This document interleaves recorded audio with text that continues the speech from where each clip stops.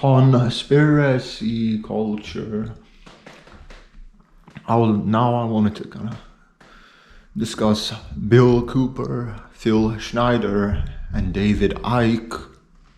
So just to start off with Bill Cooper, he wrote a book called Behold a Pale Horse. And in this book, he was kind of discussing how his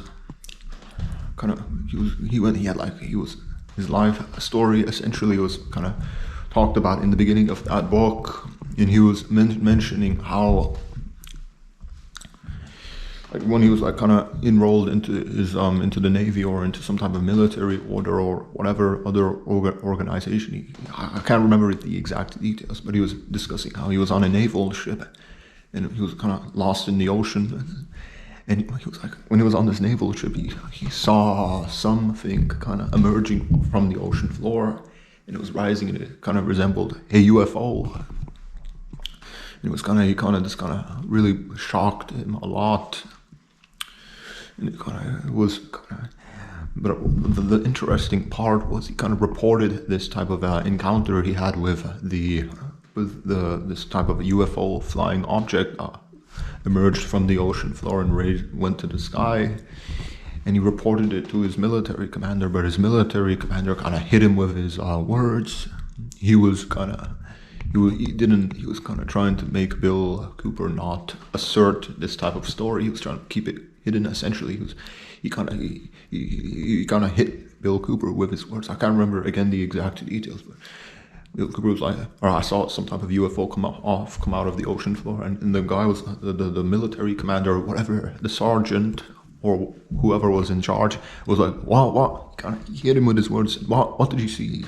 He kept insinuating that he was kind of trying to coerce Bill Cooper into denying what he saw and stuff. And Bill Cooper inevitably he kind of complied. He submitted and stuff, and he said, "Oh, I saw nothing," essentially. And he kind of went on, and of course later on after this kind of ordeal was went and passed away with Bill Cooper, he went, and like years later he wrote this book called Behold the Pale Horse, and he was detailing this in the beginning section of that book, and it's very interesting and stuff. And of course Bill Cooper was kind of getting into a lot of different topics in this book Behold a Pale Horse, which I have a physical copy of this book right here. You can see this book, Pale Horse by William Cooper. I can show you some pages of this book. Secret Society, Silent Weapon. There's his mother and father.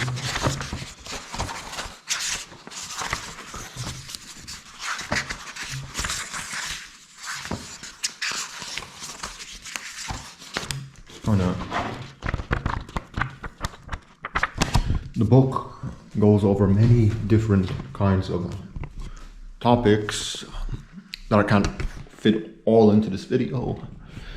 But yeah, that type of encounter he had of some type of UFO that was emerging from the ocean floor when he was on some type of naval ship or whatever during his time in the military in his country in America, I believe anyway. But he saw this type of flying saucer emerge from the ocean floor, and it was in the sky, and it captured his, I would say, probably did capture his imagination. And yeah, Bill Cooper, he was very interesting, right? He said a lot of different things on a variety of different topics, right? He was mentioning also about the Freemasons and stuff. The things that he was talking about, they're so vast, it's so hard to narrow them down into these little concise talking points, to detail you what exactly he was trying to disclose and tell and warn us of. He created this there was this series he called Mystery Babylon, and I would highly recommend anyone Google search Mystery Babylon, and you should come across this. There should be tons of playlists with this type of name, and you should be able to kind of go onto these playlists, and you should be able to go through his entire catalog. And in these various Mystery Babylon videos, they were kind of like broadcasts, like they were kind of filmed in the 1990s, before the year 2000. Pretty kind of, from now, it's kind of from, like now it's kind of old, but it's still very informative, and you should definitely check it out. And he was kind of discussing so many different things. He was talking about the type of this in the first it's kind of, again, it's so vast and deep. He discussed so many different topics. He discussed how ancient Egypt was very influential in the development of a variety of secret societies and religions that now kind of control the world, according to him and stuff. They had quite a massive impact on the world as well. These ancient Egyptian societies and stuff, and their influences into the modern world. Allegories was discussing so many different topics and things, just kind of trying to narrow it down. He was also trying to relate Masonry to ancient Egypt and stuff like that. He was trying to talk about how Masonry is so compartmentalized. There are so many different interpretations that you can have of Freemasonry. He was kind of trying to discuss that. It's extremely secretive, and it's kind of, and the Freemasons are kind of somewhat manipulative. They're kind of malevolent. They're not really benign and benevolent. There are groups of people you should trust. I kind of fully agree with him on that, because for starters, a lot of influential political figures were Masons, Freemasons. The founding fathers of America, they were Freemasons and stuff, and they shaped that entire country. Right? They shaped the destiny of so many different nations and people. A lot of bad people were also allowed into Freemasonry. Famously, Aleister Crowley was he was probably, or maybe I might be wrong, actually, I can't really say this too confidently, but Aleister Crowley, right, someone that was very questionable. He did a lot of different questionable things. If you kind of go through a lot of his biographies and stuff, some allegations that he was kind of doing intercourse with small children. Also, he was kind of he did a lot of questionable things that I can't really mention. But he was allowed into like some type of Masonic organization and stuff. So they allowed someone like him into their organization. And who knows if they kicked him out after discovering what he was personally doing, or if they just kept him in. It's kind of weird. That's basically the Freemasons, they kind of look after each other. But I don't want to kind of dwell too long on this. Moving past Bill Cooper, kind of getting on to David Icke. He had a book called it was called "And the Truth Shall Set You Free," and in this book he was kind of trying to discuss how there's kind of a multifaceted, super hierarchical reality we're in, right? And at the top there's this secret cabal of malevolent humans, people, tribal groups, secret societies, and there's also non-human entities like the reptilians that a lot of you probably are aware of and have you've kind of heard of this reptilian hypothesis that David Icke puts forward, right? That there are these otherworldly entities, and they're on this planet with us, and they're trying to kind of manipulate us for their own personal agendas and stuff. And David Icke mentioned something about the prison warden consciousness, this evil type of consciousness, this type of malevolent force, and is controlling our destiny, so to speak, and is trying to infiltrate into our reality. And he was kind of discussing how this force is kind of like, it's inspiring a lot of atrocities around the world. He kind of this force, it might not actually be some type of conscious, like some type of actual entity out there that's trying to infiltrate into our reality. He was trying to use it, like the term prison warden consciousness. He was kind of like trying to use that as an analogy, as something, a metaphor for something that's out there. Although it might not really even be conscious, it might just be some type of other worldly force that wants to infiltrate into our world. But I don't want to kind of dwell too long on this. In that book, and the Truth Shall Set You Free, he talks about extraterrestrials and their involvement in our history, and he was kind of mentioning how people like Prophet Muhammad, other biblical prophets, like all of these people, a lot of their religious experiences were actually like earlier forms of the UFO phenomenon, the UFO experience, the extraterrestrial experience. Like all of these angels and demons, they were actually ETs, and they were trying to inspire these people to kind of push humanity in a different direction, so to speak. And it was kind of like, if you see history from this type of perspective, it's very interesting. And I would highly encourage anyone watching this video to kind of look up And the Truth Shall Set You Free and to kind of read through that entire book. So he mentioned a lot of different interesting things in that book. He was also talking about how, like, you look at Mars, you look at all of these different planets, they're wastelands, right? They don't have any type of life.